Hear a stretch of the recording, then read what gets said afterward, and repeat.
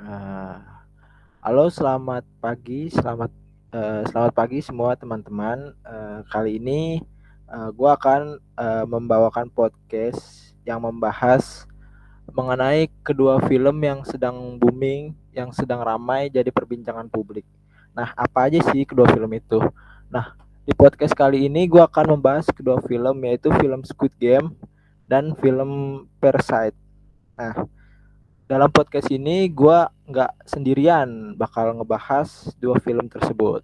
Kali ini gue membawa 4 narasumber sekaligus untuk menemani gue membahas dua film yang sedang booming ini. Nah, sebelum kita memulai pembahasan, kita memperkenalkan diri kepada para narasumber kita. Karena tak kenal maka tak sayang, makanya kita kenalan dulu para keempat narasumber kita. Nah, narasumber yang pertama dipersilakan untuk memperkenalkan dirinya. Ya, halo teman-teman semuanya. Perkenalkan, nama saya Muhammad Iqbal, biasa dipanggil Iqbal. Ya, narasumber yang pertama bernama Muhammad Iqbal dan biasa dipanggil Iqbal nih kawan-kawan. Nah, jadi kalau boleh kita tahu nih, apa aja sih kesibukan yang dilakukan oleh Muhammad Iqbal belakangan hari ini? Kesibukan saya pada belakangan hari ini dikarenakan saya aktif sebagai mahasiswa ilmu politik dan sebentar lagi akan menghadapi ujian akhir semester. Jadi, saya membaca catatan-catatan saya yang dari awal kuliah sampai sekarang untuk mempersiapkan ujian akhir semester. Itu sih kesibukannya. Oke, jadi kesibukan narasumber kita yang pertama sebagai mahasiswa aktif dan sebentar lagi yang bakal melaksanakan UAS ini dia sedang melakukan persiapan tersebut. Oke, kita lanjut ke narasumber kita yang kedua. Dipersilahkan bagi para narasumber kita yang kedua memperkenalkan dirinya. Ya, halo, kenalin nama gue Mega Tiara Mulyani, bisa dipanggil Tiara. Oke, jadi narasumber kita yang kedua ini namanya Mega Tiara Mulyani, biasa dipanggil Tiara. Nah, apa aja sih kesibukan dari Tiara? Kalau boleh kita tahu nih. Oke, kesibukan gue, karena gue sebagai mahasiswa ilmu politik, jadi kayak akhir-akhir ini gue paling kayak menyelesaikan tugas-tugas gue dan mempersiapkan UAS. Oke, hampir-hampir sama narasumber kita yang kedua karena beliau-beliau merupakan mahasiswa, jadi yang sedang akan melaksanakan ujian dan mempersiapkan kegiatannya tersebut. Nah, kita lanjut ke narasumber kita yang ketiga. Bagi narasumber kita yang ketiga, silahkan memperkenalkan dirinya. Oke, halo semua. Perkenalkan nama gue Sylvia Faras, biasa dipanggil Sylvia. Oke, narasumber kita yang ketiga itu Sylvia. Kalau boleh tahu apa aja nih kesibukan belakangan hari ini yang dilakukan? Untuk kesibukan akhir-akhir ini sih nggak banyak ya, kayak mahasiswa pada umumnya aja, nyelesain tugas-tugas, terus juga mempersiapkan apa aja yang untuk UAS nanti. Sama kalau ada waktu senggang sih isi waktu sambil nonton film sih, gitu aja. Oke, jadi cukup balance sih yang dilakukan oleh narasumber yang ketiga, itu akademiknya dapat dan refreshingnya juga dapat. Oke, kita lanjut ke narasumber kita yang keempat untuk memperkenalkan dirinya. Halo semuanya, kenalin nama gue Deva Vina Wisdani, biasa dipanggil Vina. Oke, narasumber kita yang keempat yaitu Vina. Vina, kalau kita boleh tahu nih apa aja nih kesibukan yang dilakukan? Gak beda jauh ya sama teman-teman yang lainnya tadi. Sebagai mahasiswa aktif juga nih, belakangan ini sih ya pasti mempersiapkan untuk UAS mendatang. Dan juga kalau misalkan ada waktu senggang, pastinya ya nonton film dan baca novel, kayak gitu-gitu aja sih. Oke. Jadi setelah kita mendengarkan kesibukan para narasumber kita, eh, hampir sama semua karena mereka-mereka merupakan mahasiswa aktif yang akan melaksanakan kegiatan UAS. Jadi mereka akan ini mempersiapkan diri untuk melakukan kegiatan UAS itu. Jadi semangat buat para narasumber kita semua untuk kedepannya melaksanakan UAS. Oke, setelah kita memperkenalkan para narasumber, kita langsung aja nih membahas mengenai dua film yang akan kita bahas. Yaitu film yang pertama, kita akan bahas film Squid Game terlebih dahulu ya semua. Jadi langsung masuk aja nih ke pembahasan yang pertama, membahas film Squid Game. Nah, kali ini gue akan menanyakan kepada para narasumber kita nih mengenai apa sih pandangan para narasumber mengenai film Squid Game ini. Boleh para narasumber? Iya, kalau pandangan menurut gua ya, menurut Iqbal tentang film Squid Game, sepanjang gua nonton film ini, gua juga banyak membandingkan dengan serial Les in Borderman. Jadi agak-agak mirip, bahkan beberapa konsepnya juga hampir serupa dengan film Escape Plan karena lokasinya berada di laut lepas dan penjaganya menggunakan kostum tertutup. Squid Game sendiri membungkus konsep survival game dengan lebih ringan dibanding Alice in Borderland. Maka dari itu sepertinya serial ini bisa lebih dinikmati oleh pasar yang lebih luas, bahkan bagi mereka yang tak biasa dengan tayangan berkonsep survival game. Beberapa orang menganggap permainan dalam serial ini terlalu sederhana, tapi saya setuju, namun hal itu tak menjadi masalah, karena penonton justru lebih bisa menikmati. Mengingat saat menonton Alice in Borderland, saya membutuhkan waktu untuk berpikir dan tak sanggup untuk maraton. Berbeda dengan Squid Game, yang bisa saya tonton dan nikmati dari episode 1 hingga akhir sekaligus. Menurut saya juga tak terlalu membutuhkan nuansa futuristik seperti Alice in Borderland karena menggunakan permainan masa kecil. Meski memiliki konsep hampir serupa, masing-masing memiliki kekuatannya sendiri-sendiri. Terlepas dari itu semua, serial Squid Game ini bisa dinikmati bahkan jika kamu tak terbiasa dengan tayangan berkonsep survival game. Tantangan yang muncul mulai dicerna tapi tetap mampu memancing emosi haru. Jadi segitu aja kalau pandangan gue tentang Squid Game. Oke, kalau menurut pandangan gue sih, dari film Squid Game ini mengisahkan tentang orang-orang yang mengikuti permainan misterius gitu dengan hadiah agar bisa mendapatkan uang tersebut. Jadi para peserta itu pun datang dari latar belakang yang berbeda-beda. Jadi intinya film Squid Game ini tuh kisah ketidaksetaraan kekayaan di Korea modern yang dikemas dengan alur cerita yang menegangkan. Kurang lebihnya seperti itu sih. Oke, setelah kita mendengarkan dari dua narasumber mengenai pandangan mereka tentang film Squid Game. Oke, kita lanjut ke pembahasan yang selanjutnya. Setelah kita tahu nih apa aja pandangan dari para narasumber mengenai film tersebut, pembahasan yang kedua kita akan bertanya mengenai apa sih yang membuat penonton tersebut tuh tertarik pada film ini. Persilakan kepada para narasumber.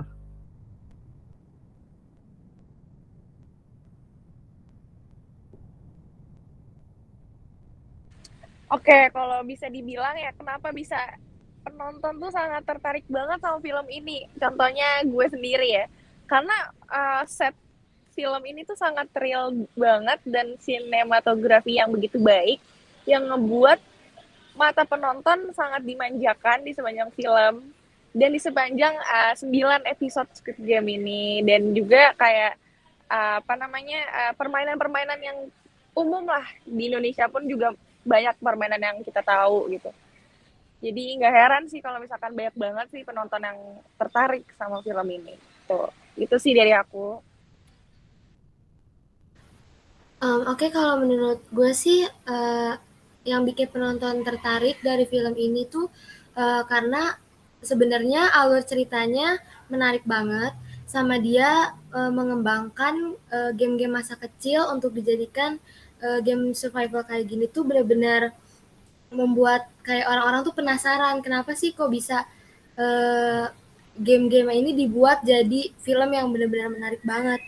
Terus di film ini juga banyak banget pelajaran yang bisa diambil sih, kayak tentang kegigihan para pesertanya, terus kepedulian terhadap sesama peserta, terus juga menguji keberuntungan, sama banyak banget pesan-pesan yang bisa diambil sih. Gitu aja sih.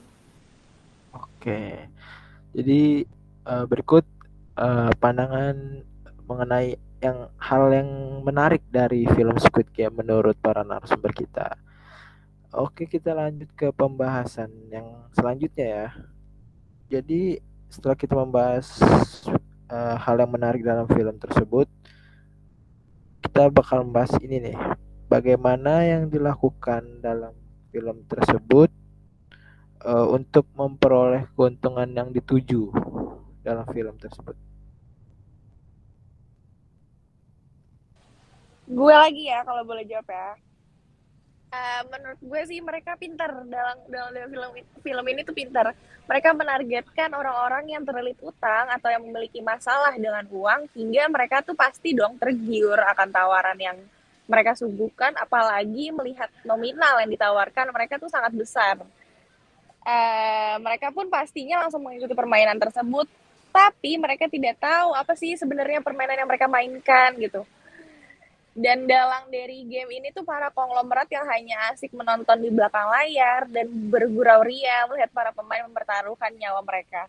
Sangat kejam memang jika dibayangkan. Dan apalagi permainan ini tuh melupakan sisi kemanusiaan gitu. Jadi tidak heran penonton tuh akan melihat banyak adegan tidak masuk akal gitu selama menonton Squid Game. Itu aja. Iya, betul apa yang dikatakan Pina. Film ini terkait tentang mulai dari utang judi hingga tuntutan untuk menafkahi keluarga. Tapi kalau yang lebih gue sorotin lagi, di balik film yang sangat simpel ini, sebenarnya serial ini seakan sebuah perumpamaan yang cerdas mengenai manusia. Selain itu, soal masyarakat kontemporer dan persaingan kapitalisme yang tiada akhir. Di balik serial ini, sutradara juga menunjukkan sebuah ironi di mana niat baik kapitalisme yang ingin membantu mensejahterakan hidup seseorang sebenarnya bisa menciptakan sebuah persaingan yang brutal dan mencelakai manusia. Ada banyak simbolisme dan makna mendalam yang tersembunyi di serial ini. Oke, jadi berikut pandangan narasumber mengenai hal yang dituju dalam film Squid Game ini. Oke, cukup menarik ya pembahasannya. Oke, kita masuk ke pembahasan yang selanjutnya nih. Ini yang paling penting sih sebenarnya, yang gua penasaran nih dari narasumber kita mengenai seberapa tahu sih. Jadi film ini kan membahas tentang kesenjangan ekonomi dan lain-lain. Nah, menurut para narasumber ada kaitannya nggak sih film Squid Game ini sama teori ekonomi politik? Dan gue penasaran nih pendapat narasumber mengenai apa itu ekonomi politik dan apa kaitannya dengan film Squid Game ini. Oke, jadi gue jawab nih ya. Dari ekonomi politik ini tentunya ada, karena di film ini dia tuh melakukan segala cara agar demi mendapatkan uang. Dan dari teori yang gue dapat dari teori Thomas Hobbes itu seperti yang telah disinggung sebelumnya, konteks tersebut tergambar dalam setiap alur permainan di Squid Game ini, di mana para pemain menerkam pemain lainnya, dan ia merupakan representasi kekejaman atau pengkhianatan dan manusia yang tidak berperasaan atau tidak yang berkemanusiaan.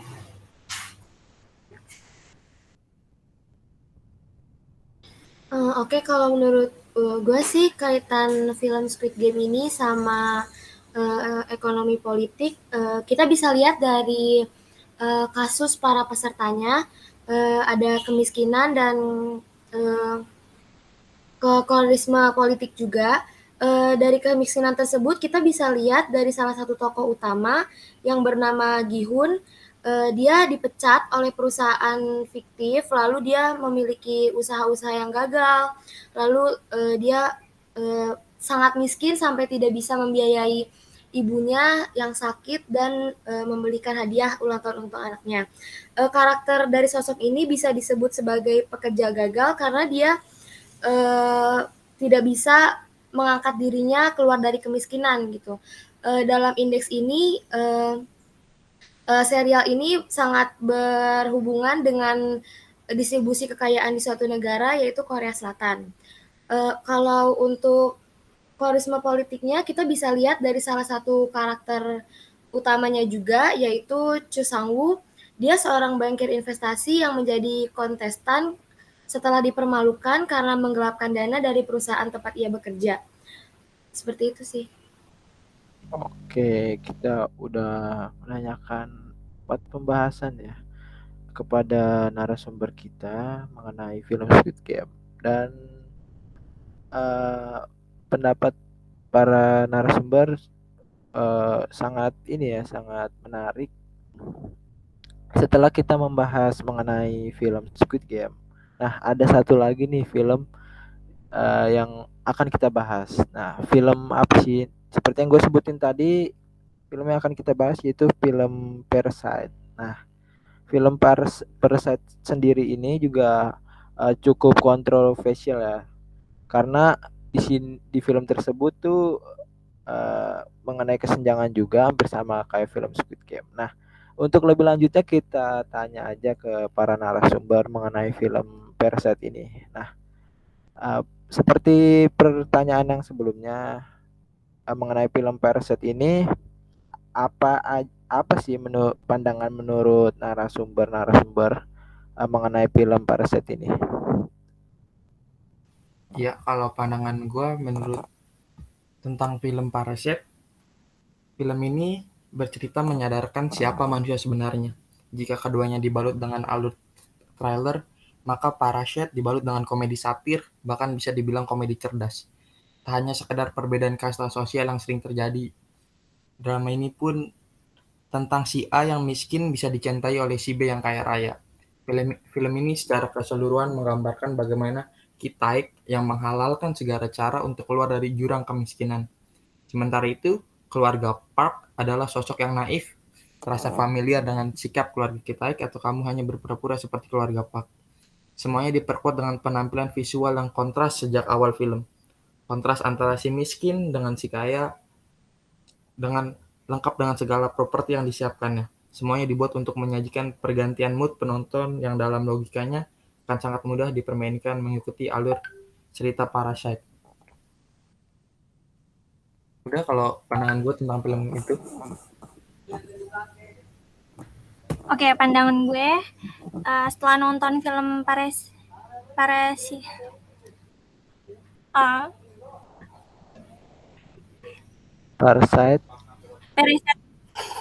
ini oke, maaf. Jadi setelah gue nonton film Parasite ini, menurut pandangan gue itu menceritakan keluarga yang kurang mampu yang berada di daerah kumuh, yang mengisahkan tentang kesenjangan sosial antara keluarga kaya dan keluarga miskin, hingga menimbulkan suatu konflik yang besar yang berakhir tragis. Oke, jadi berikut pandangan dari kedua narasumber kita mengenai apa itu film Parasite yang terkandung dalam film Parasite dan apa sih film Parasite itu menceritakan tentang apa sebenarnya. Oke, cukup menarik apa yang dijelaskan oleh kedua narasumber kita. Kita lanjut ke pertanyaan yang nomor 2 ya, mengenai hal-hal apa aja nih yang membuat penonton tertarik akan film Parasite ini? Oke, dari gue dulu ya. Kenapa sih film Parasite ini membuat penonton tuh tertarik gitu? Ada 5 alasannya bagi gue. Pertama tuh banyak plot twist. Karena pas mendekati ending, film ini tuh juga sangat membuat penonton tuh mind blowing tentang rahasia sebenarnya dari rumah yang ditinggali oleh keluarga Park ini, yang si kaya raya itu. Dan cerita dan adegan yang dibuat oleh sang sutradara ini membuat film Parasite layak masuk nominasi Oscar. Terus yang kedua, cerita ini sangat relatable di kehidupan nyata dan juga sutradara sangat memiliki nama di dalam film ini. Pastinya orang bakal menyoroti dong karena sutradara ini nih pastinya film yang wajib gue tonton, ya nggak sih? Terus juga memiliki makna terselubung di dalam film ini. Dan yang terakhir, satu dunia mengakui bahwa kalau misalkan film ini tuh emang layak masuk nominasi Oscar. Itu nggak sih bagi aku? Ya nggak? Kalian pada setuju nggak sih? Setuju. Setuju banget. Seru soalnya. Ya oke, kalau menurut gue sih hal-hal menarik yang bisa diambil dari film Parasite ini sesuai sama genrenya ya, family tragikomedi, film ini tuh berhasil menceritakan tentang kehidupan dua keluarga, namun dengan latar belakang yang berbeda kayak gitu. Untuk sebuah adegan juga penonton bisa sambil menangis, cemas, sakitan. Jadi kayak kita ikut merasakan apa yang ada di film tersebut. Terus juga sebenarnya keseluruhan film ini cukup ringan dan menghibur gitu. Bahkan untuk beberapa kali para penonton bisa tertawa gitu ngeliat adegan-adegan yang ada di Parasite. Menurut saya itu sangat-sangat menarik ya. Dan para penonton yang ada di Indonesia pasti memilih Parasite sebagai salah satu film Korea Selatan yang paling dinantikan sih, karena dia memiliki banyak banget dapat penghargaan dan keberhasilan yang cukup keren gitu untuk film yang satu ini. Gitu aja sih. Oke. Jadi seperti yang disebutkan tadi oleh para narasumber, hal-hal yang menarik dalam film Parasit ini, gue juga sangat setuju sih. Emang film ini cukup menarik dan emang layak banget buat dapat penghargaan-penghargaan. Oke, setelah kita tahu mengenai hal-hal yang menarik dalam film Parasit ini nih, kita lanjut ke pembahasan selanjutnya mengenai apa sih cara yang dilakukan dalam film tersebut untuk kepentingan yang dituju. Oke, kalau boleh jawab lagi ya. Cara yang digunakan dalam film Parasite ini untuk memperoleh keuntungan yaitu dengan cara melakukan penipuan dengan kedok penawaran jasa. Lalu menawarkan jasa tersebut kepada keluarga yang kaya raya, dan orang yang ditawarkan atau disarankan itu adalah keluarganya sendiri. Dan niat dari penipuan ini bukanlah untuk mendapatkan pekerjaan yang layak, tetapi untuk menggunakan dan memanfaatkan fasilitas rumah yang mereka belum rasakan. Gitu sih dari aku. Ya, betul apa yang dikatakan oleh Vina tadi, bahwa di film ini tuh banyak kebohongan. Tragedi yang terjadi di film ini disebabkan karena banyaknya kebohongan, di mana ia harus berpura-pura untuk menjadi orang kaya agar bisa diterima sebagai tutor anak orang kaya. Setelah itu dia berpura-pura tidak kenal dengan keluarganya yang kerja di tempat itu, belajar bagaimana cara menyupir dan menipu dengan membuat ijazah palsu, dan juga menggunakan cara licik untuk mengeluarkan pembantu yang lama. Kalau menurut gue itu sih tentang film Parasite. Oke, jadi emang benar sih yang disampaikan kepada dua narasumber kita ini mengenai film Parasite ini emang cukup apa ya, alur ceritanya emang bagus juga sih. Nah, gue juga setuju sama yang disampaikan para narasumber tadi. Nah, kita lanjut aja nih ke pertanyaan yang terakhir mengenai film Parasite ini. Nah, menurut kalian nih para narasumber, Teo, kan kita membahas ekonomi politik nih, disangkut pautin sama film Parasite ini. Nah, menurut narasumber tuh ada sangkut pautnya nggak sih ekonomi politik yang dilakukan dalam film tersebut ini? Oke. Kalau misalkan ditanya ada atau enggak, pastinya ada. Soalnya dari caranya dia untuk menyingkirkan orang-orang yang bekerja di rumah orang kaya itu tuh sangat perbuatan licik agar dia mendapatkan uang yang banyak dan bisa hidup enak gitu. Dan dari teori yang saya dapat, yang menurut Waluya itu strata sosial adalah perbedaan individu atau kelompok dalam masyarakat yang menempatkan seseorang pada kelas-kelas sosial yang berbeda-beda secara hakikinya itu, dan memberikan hak serta kewajiban yang berbeda-beda.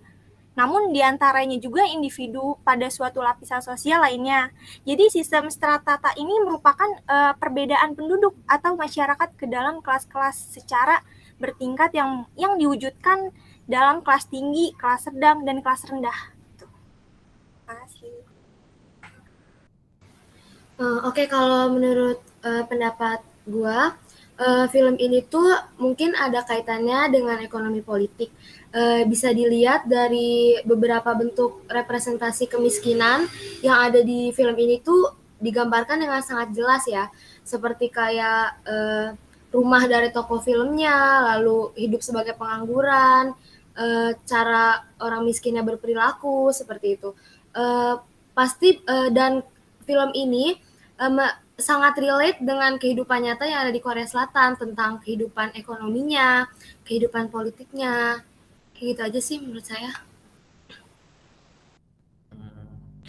Oke, jadi seperti yang disampaikan para kedua narasumber kita tadi mengenai teori ekonomi politik yang bersangkut paut mengenai film Parasite ini.